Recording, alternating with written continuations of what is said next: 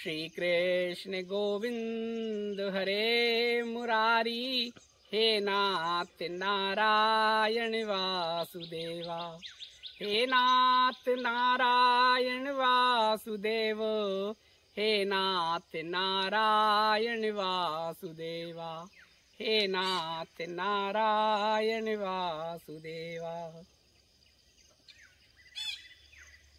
हरिओम जी। प्रभु जी, ये देखिए प्रभु जी, अमृत सागर झील और ये सेंचुरी जंगल और ये ब्रिज का आनंद देखिए, प्रकृति का आनंद लीजिए, हमारे आनंद के साथ जुड़िए। और अब हम लोग संवाद करते हैं, तो संवाद करने से पहले जरा मन को आनंदित कर लीजिए। प्रकृति के साथ तो सबको बहुत आनंद आता है, आप भी आनंद ले लीजिए। और इस आनंद के साथ अब हम अपना संवाद शुरू करते हैं। हरिओम। तो प्रभु जी, मेरा आपसे विनम्र निवेदन है कि ऐसी स्थिति में, आपात स्थिति में, आप अपने बुद्धि और विवेक का उपयोग करते हुए निर्णय लें। घर के बाहर की स्थिति सबको पता है, बताने की जरूरत नहीं है। पता नहीं आप किस गांव में हैं, किस शहर में हैं, क्या साधन है, क्या संसाधन है अपने पास। ऐसा ना हो कि मन की मन में रह जाए, सब कुछ था लेकिन हम कुछ कर नहीं पाए, या ये ना रह जाए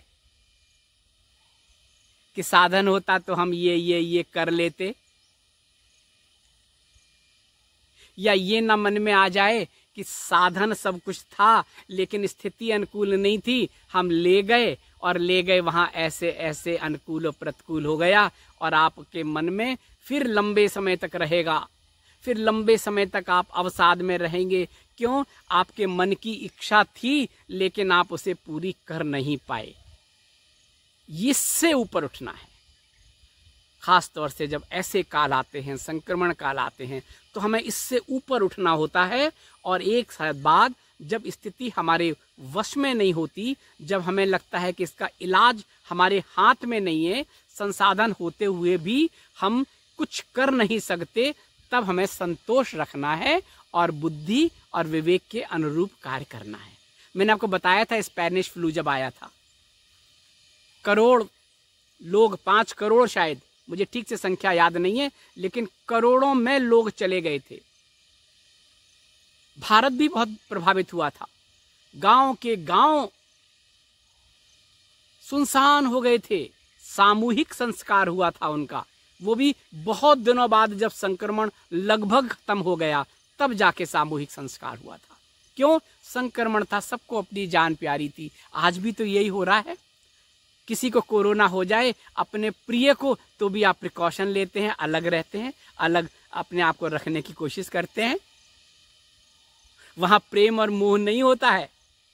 अभी मेरे पास लोगों के आते हैं, आप इतनी दूर क्यों चले गए, आप यहीं आते, घर में देखो किसी को कोरोना हो गया है, परिवार में किसी को हो गया, आप होते तो राहत मिल जाती। प्रभु जी, श्री बाबा जी सबकी रक्षा करें।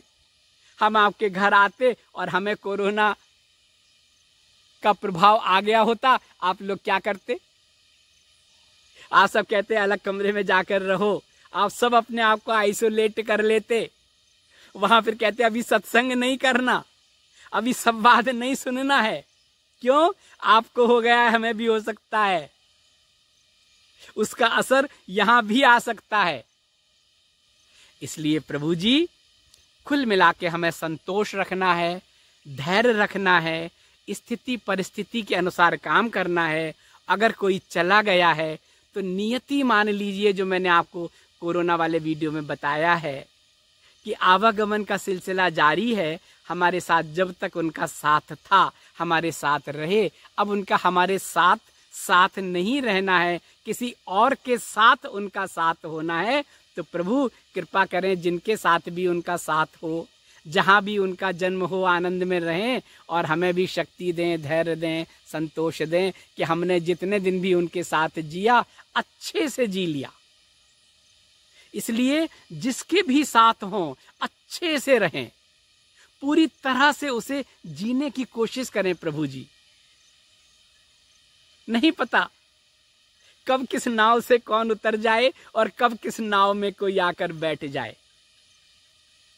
इसलिए मैं कहता हूं, ये स्थिति तो कितने बार आई गई, कितना कुछ हुआ।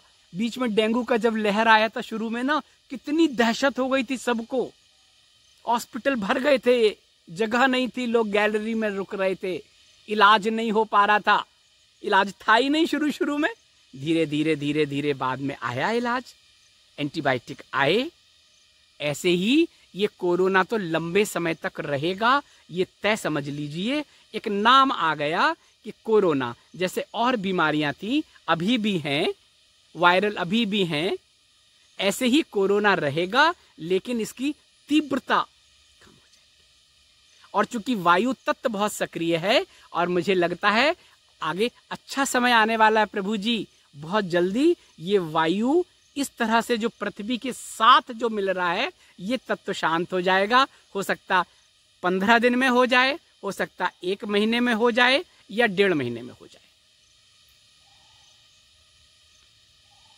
उसके शांत होते ही ऑक्सीजन वाली वो समस्या खत्म हो जाएगी कि संक्रमण की वजह से आत्मा परमात्मा में विलीन हो गई। ये तो बहाने हैं प्रभु जी, होना तो था ही।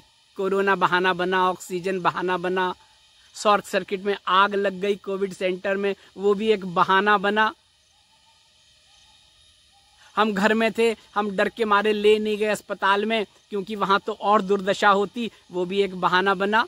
हमारे पास साधन थे, हम बहुत बढ़िया अस्पताल में ले गए, वेंटिलेटर पे रखा, 10 दिन रहे, चले गए, वो भी एक बहाना था। इसलिए ऐसी स्थिति में, विपदा की स्थिति में तभी कहते हैं, विपदा की स्थिति में सबसे पहले निर्णय लेते समय आप शांत हो जाएं, परमपिता परमात्मा को स्मरण करें, स्थिति का मूल्यांकन करें, अपनी परिस्थिति का मूल्यांकन करें, अपने साधन का मूल्यांकन करें। और हमें पता है कि ये जो महामारी आई है, ये जो परेशानी आई है, ये जो विपदा आई है, इसका कोई ट्रीटमेंट नहीं है कहीं भी, सपोर्ट सिस्टम है। कुछ लोगों ने तो हमारे पास मैसेज आए थे, उन्होंने पहले ही इसकी दूसरी लहर शुरू होते ही घर में ऑक्सीजन का सिलेंडर रख लिया था, सारे इंतजाम कर लिए थे, भाप लेने के वो सब घर में ले आए थे, कुछ दवाइयां घर में ले आए थे। ये इंजेक्शन का जो हाहाकार मचा हुआ है, ये कोई ट्रीटमेंट नहीं है प्रभु जी। इन सब चक्करों में ना पड़ें। ये जो चीजें एक तरह से आ रही हैं, रखी जा रही हैं, इन सब में ना पड़ें।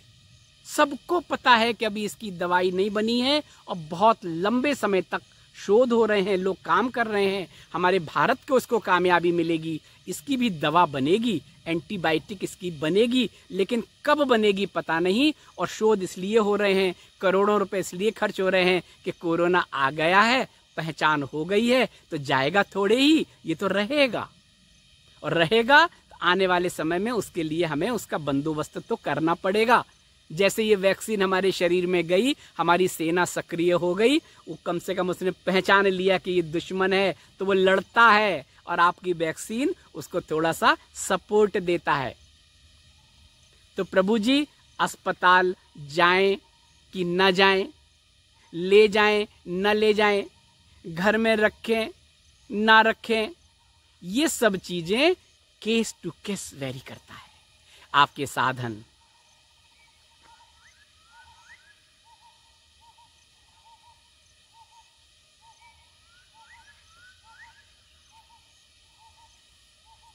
ये सब व्यक्तिगत स्थिति, परिस्थिति, समय, कार्य, कारण, संबंध और साधन पर निश्चित करता है। लेकिन हम फिर वही कहते हैं कि हमें अपने मन का सा जीना चाहिए। रिग्रेट ना हो कि हम अपने मन का सा नहीं जी पाए, हमने जीवन को ढोया, या हमने अपने मन का सा नहीं कर पाए और कोई हमसे विदा हो गया। हम अपने मन का सा नहीं कर पाए, जबरदस्ती लोगों के कहने पर हम अस्पताल ले गए और बहुत सारे हम कर्ज में डूब गए। अपने मन का सा करें, अपनी बुद्धि और विवेक का इस्तेमाल करें, शांत चित्त से देखें, समझ लें इतने दिनों में तो 1 साल में तो समझ ही गए होंगे कि इसकी कोई दवा नहीं है, इसका कोई इलाज नहीं है। और वैक्सीनेशन का भी अभी प्रक्रिया, दूसरी डोज लगने के 1.5 महीने बाद हमारा शरीर उसके अनुकूल होगा, कितना होगा ये अभी तय नहीं है।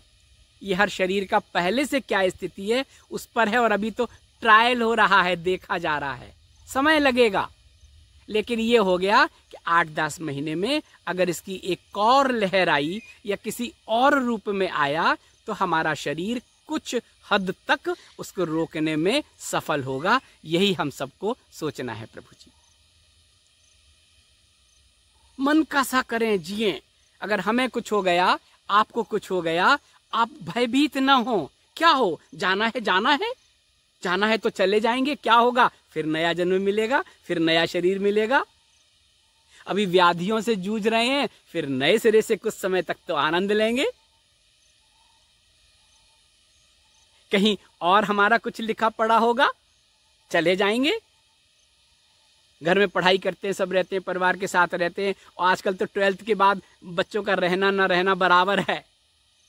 लोग पढ़ने चले जाते हैं, कोई 3 साल की डिग्री के लिए, कोई 4 साल की डिग्री के लिए, कोई 5 साल की डिग्री के लिए, और पढ़ने जाते हैं। कहीं कहीं नौकरी लग जाती है, कहीं विवाह हो जाता है, वहीं के हो जाते हैं। माता पिता सोचते रहते हैं कि मेरे बुढ़ापे का साथी होगा, मेरे बुढ़ापे का संबल होगा। पहले होता था ना कि बेटा बुढ़ापे में हमारी लाठी बनेगा। आजकल इच्छा अपेक्षा ना करें, ऐसा नहीं है। आप बता दो, आप उसे पढ़ाते हो, लिखाते हो, अपना त्याग करते हो, संघर्ष करते हो, उसके लिए जुटाते हो, और 12th करने के बाद भेजते हो, बहुत खुश होते हो। लेकिन उसके बाद वो वहीं के रहते हैं। बहुत कम ऐसे होते हैं, नियति होती, प्रारब्ध होती है, जो आपके ही घर में आ जाते हैं पढ़ लिख कर। वहीं नौकरी मिल जाती है, वहीं व्यापार मिल जाता है, वहीं व्यवसाय हो जाता है, वहीं सेट हो जाते हैं, वहीं साथ साथ रहने लगते हैं। ये तो बहुत भाग्य, प्रभु की कृपा, उस पर डिपेंड करता है। हम बहुत खुश होते हैं, बेटा विदेश जा रहा है, बहुत खुश होते हैं सब जगह। 12th के बाद ही वो ऐसी पढ़ाई कर रहा है, इसके बाद यहाँ तो नौकरियाँ नहीं है, लेकिन विदेशों में बहुत स्कोप है। पहले ही से तय कर लेते हैं कि भाई ठीक है, तुम हमसे दूर होने का पूरा प्रयास कर रहे हो, तुम खुश रहना। ये मन में भाव आना चाहिए। बाद में ये नहीं होना चाहिए कि बेटा विदेश चला गया, हम रह गए, क्योंकि आप ही ने तो उसे तैयार किया। इसके यहाँ नौकरी नहीं है, बाहर बहुत स्कोप है। गया वहाँ, नौकरी की, वहीं शादी कर ली, रहने लगा। अब उसने कहा आप आना चाहो तो आ जाओ, आपका तो मन नहीं लगेगा, अब आप दुखी हो रहे हो। तो किसी भी स्थिति में दुखी नहीं होना है, आनंद में रहना है, अपने मन का सा करना है, मन का सा जीना है। बच्चों को जैसा आप चाहते हो वैसा आप संस्कार दीजिए, वैसी आप शिक्षा दीजिए, वैसी आप उसको तैयार करिए। इच्छा अपेक्षा फिर भी ना करिए, लेकिन आपने तैयार की है, संस्कार दिए हैं, उसको उस तरह से तैयार किया है कि साथ रहना है या दूर रहना है, आगे बढ़ना है या हमारे साथ चलना है। जैसा तैयार करेंगे वैसी फसल तैयार होगी ना। जैसे बीज डालेंगे वैसे होगी। वो अलग बात है कि उसका अगर प्रारब्ध उसको कहीं ले जाना चाहता है तो अलग बात है। अकाल परेशानी आ गई वो अलग बात है कि फसल तो तैयार हो गई बहुत अच्छी सी, जैसी हमने चाही थी, अब अकाल पड़ गया, बाद में ओला गिर गया, बारिश बहुत हो गई, काट के रखा और बस बारिश आ गई, बाढ़ आ गई, हम उसको घर तक ला ही नहीं पाए। इसके लिए भी पहले से मन तैयार होना चाहिए कि हम सब ऐसे ऐसे कर रहे हैं, लेकिन हम अपना कर्म कर रहे हैं, अपना 100% दे रहे हैं। अगर अनुकूल नहीं हुआ तो कोई बात नहीं, प्रभु की इच्छा, संतोष रहे, आनंद रहे, अपने मन का सा जिए, जीवन को ढोएं नहीं। अभी जो आने वाला समय है ना, जो मैं आप लोगों से जिक्र करता हूँ, आने वाले दशक की बात करता हूँ, अभी से तैयार हो जाइए प्रभु जी। अपने मन का सा जीवन जीजिए, जीवन को ढोइए नहीं। पता नहीं कितने दिन का जीवन है, ईश्वर करे 100 वर्ष हों आपके, लेकिन कुछ नहीं पता कल का।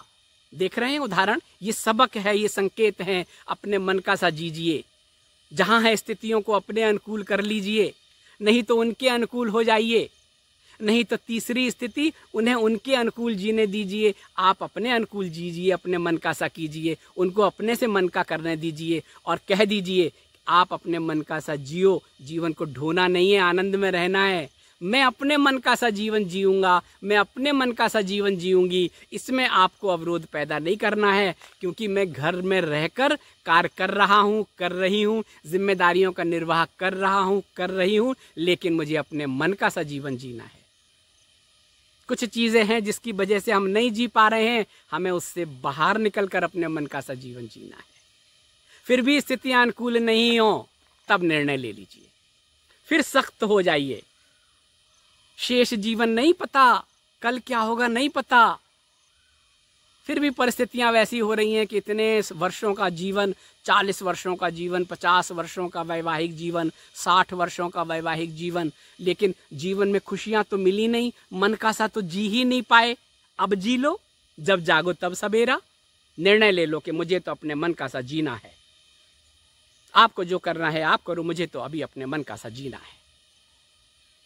जब आप निर्णय ले लोगे तो हो सकता है दूसरा भी आपकी तरह मन का सा जीने लगे, या आपके मन का सा करने लगे, या घर में ऐसी स्थितियां पैदा कर दे कि आप घर में ही अपने मन का सा जीवन जीने लगो। ऐसा करना है प्रभु जी। तो कोरोना के बहाने एक और सत्संग हो गया। बात तो वही थी वैक्सीनेशन की, बात वही थी अस्पताल में जाएं या घर में रहें।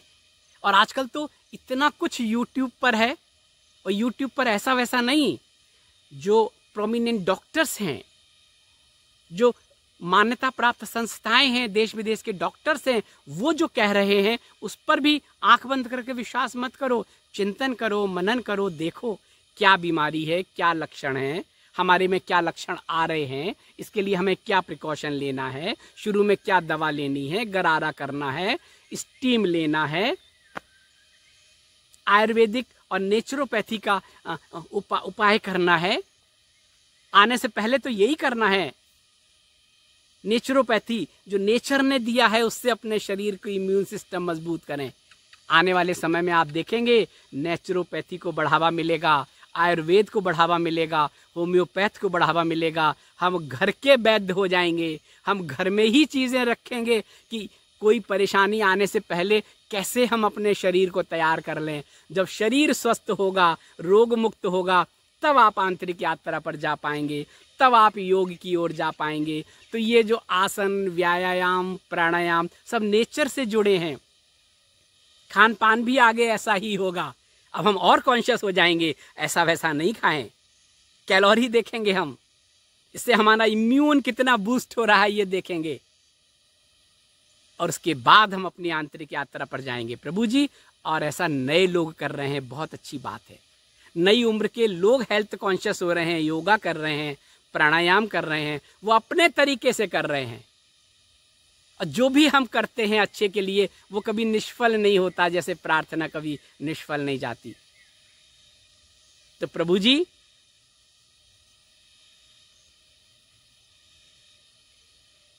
आनंद लीजिए।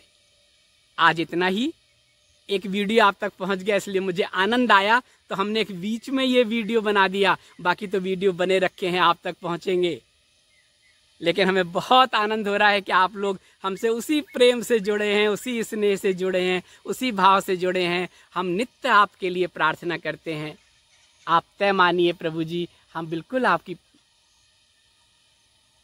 श्री बाबा जी से सबके लिए प्रार्थना करते हैं। प्रभु हमारा ये इतना बड़ा यूट्यूब परिवार हो गया है, अपनी फैमिली, अपना परिवार, अपने रिश्तेदार, अपने भाई बहन, अपनी एक्सटेंडेड फैमिली, और उसके बाद और एक्सटेंडेड फैमिली इतनी बड़ी हो गई है। श्री बाबा जी अपने अम्ब्रेला को इतना विस्तार दे दें, उन सब को अपनी छत्र छाया में ले आएं।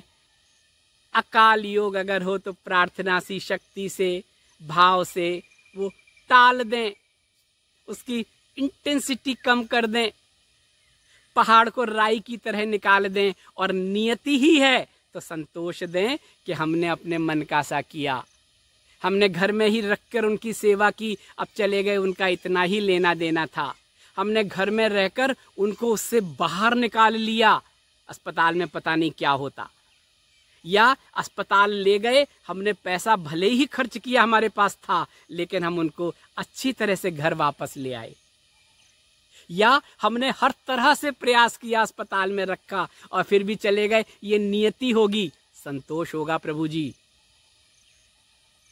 आवागमन तो तय है, नियति तो तय है, प्रारब्ध तो तय है, लेकिन उसके बाद का जो दुख है, ऐसा करने से उस दुख को बल मिलेगा, संबल मिलेगा, और आपको बल मिलेगा तो आपके जो परिवार के लोग हैं, आपके जो आश्रित लोग हैं, उनको आप संबल दे पाएंगे। अगर आप ही अवसाद में चले गए, ये नहीं कर पाए, ये नहीं कर पाए, ये नहीं कर पाए, सोचिए बाकी लोगों का क्या होगा। अब वहां से जिम्मेदारी ट्रांसफर हो गई, आपके पास आ गई। अब आपको देखना है, डर नहीं लगना है। अब आपको डरना नहीं है। वो थे तो आप तो मुक्त थे ना, कि घर में कोई तो है बड़ा बूढ़ा, कोई तो बड़ा है, कोई तो है, भले ही छोटा है लेकिन कोई तो साथ का है। अब नहीं रहा। अब डरना थोड़ी है, भय नहीं होना है, उनकी उपस्थिति को महसूस करना है।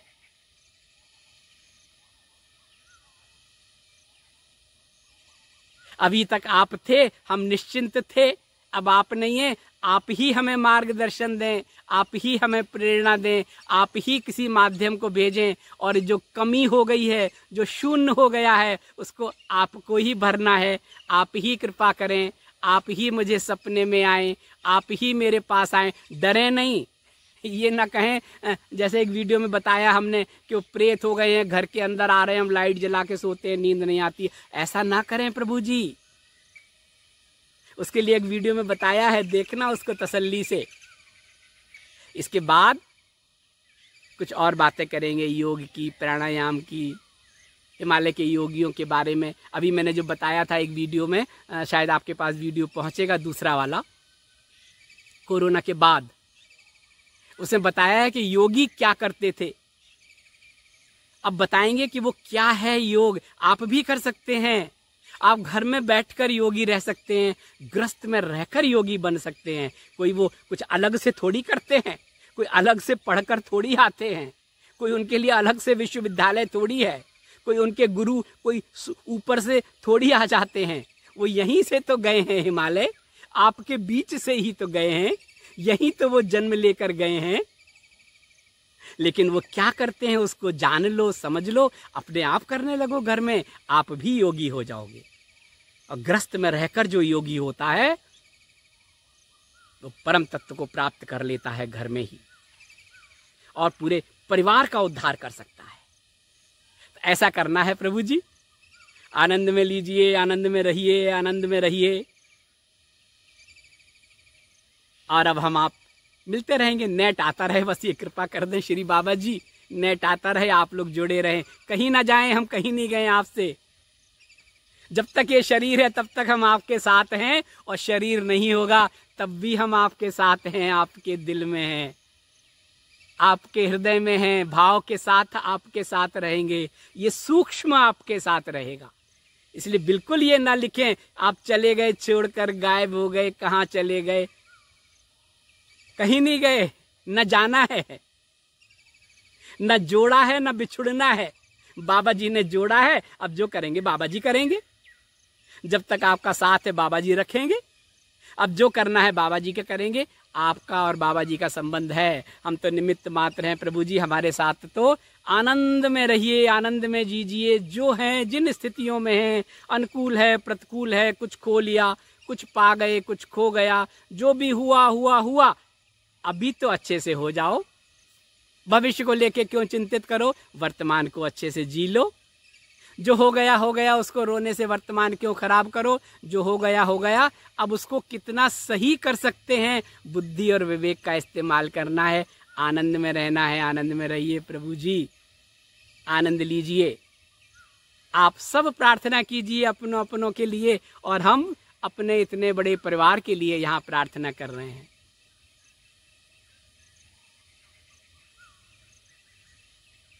हरिओम, हरिओम प्रभु जी।